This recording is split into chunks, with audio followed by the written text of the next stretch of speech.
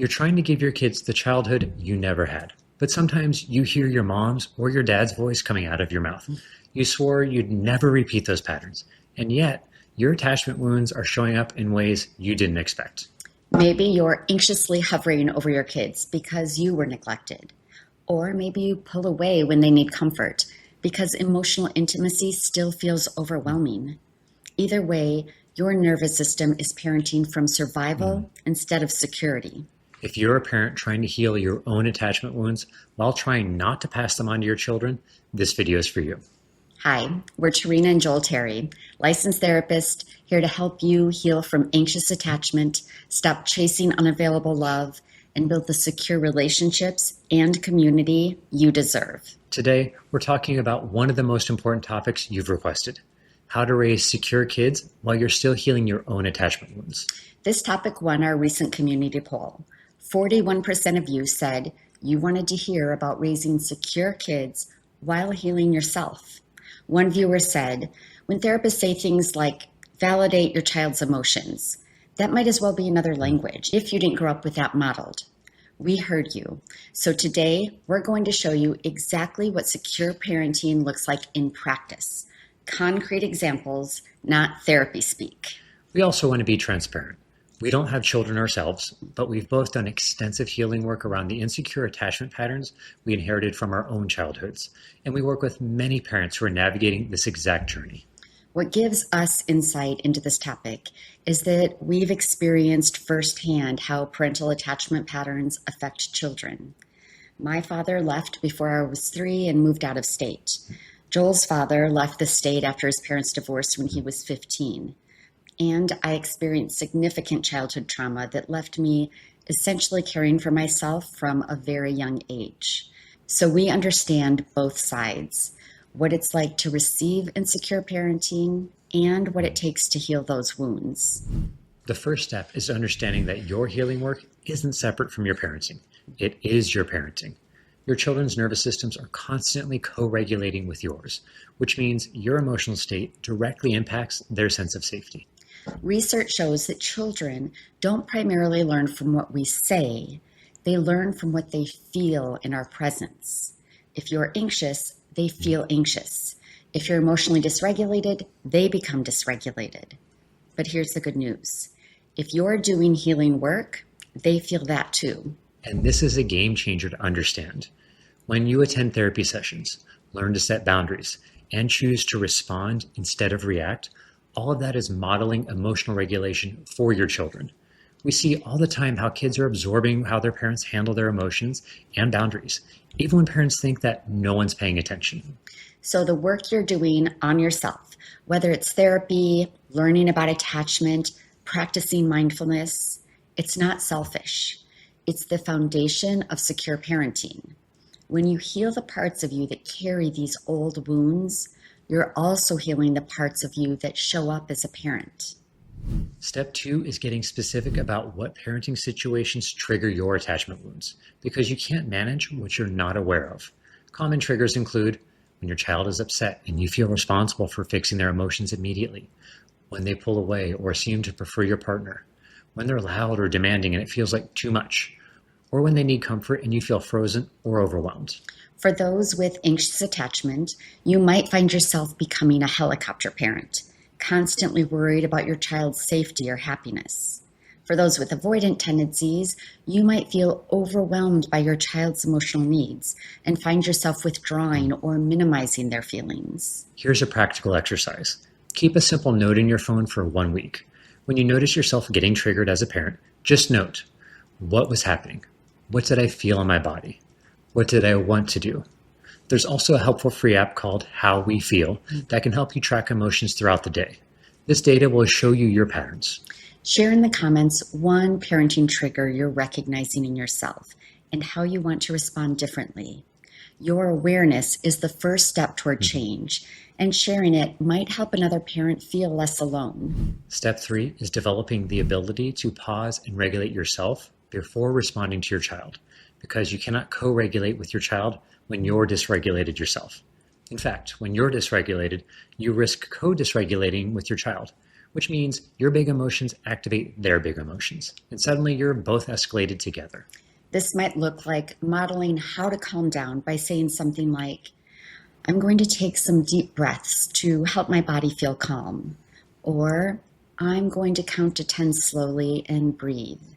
Or, I'm going to put my hand on my heart and breathe.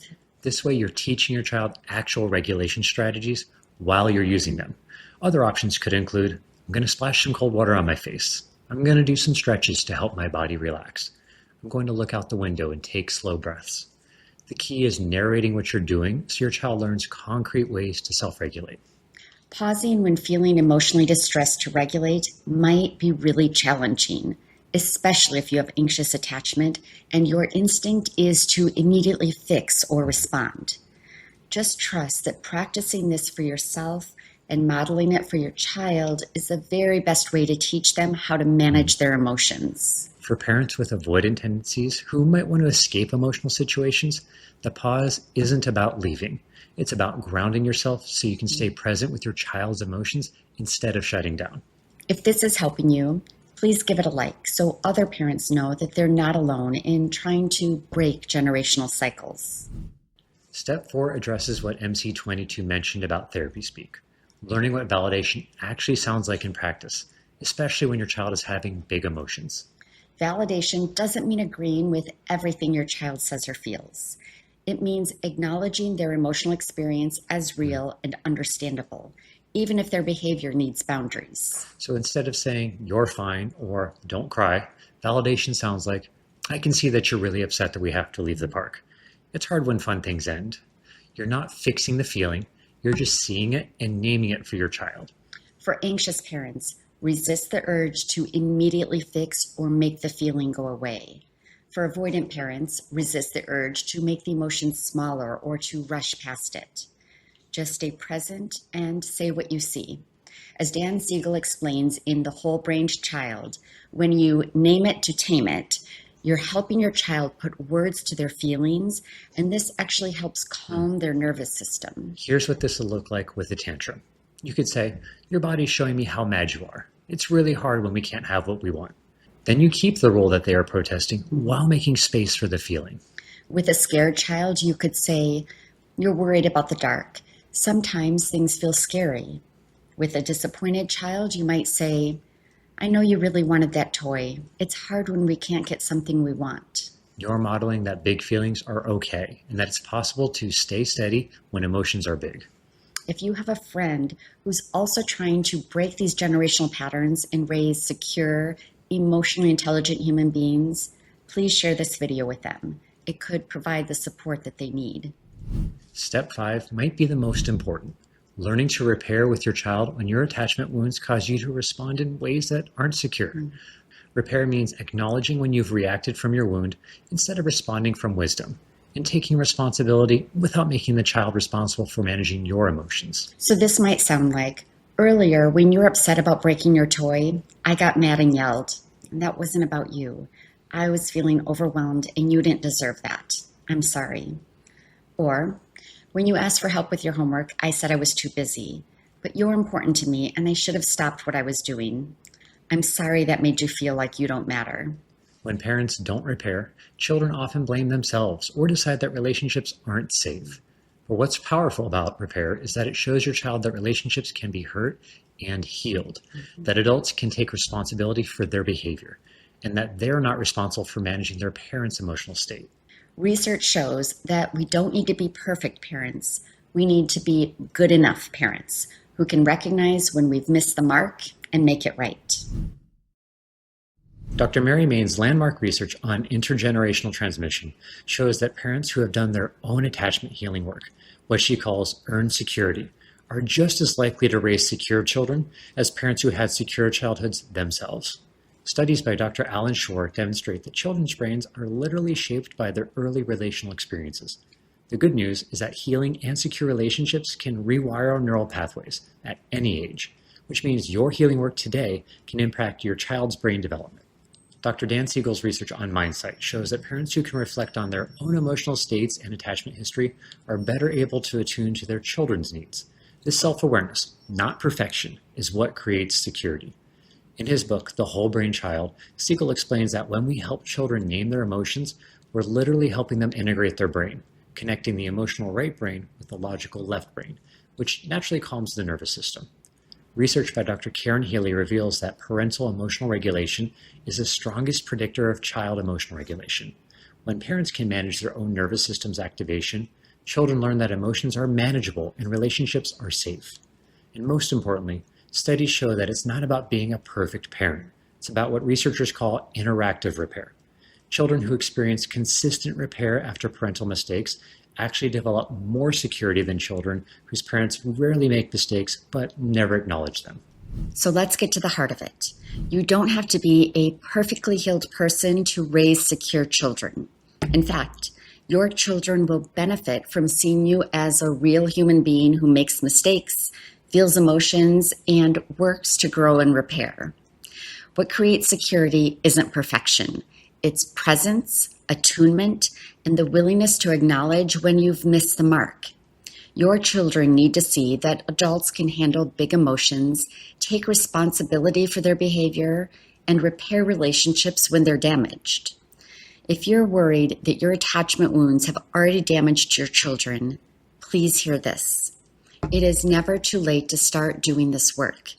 Children are incredibly resilient, and they're constantly updating their understanding of relationships based on new experiences.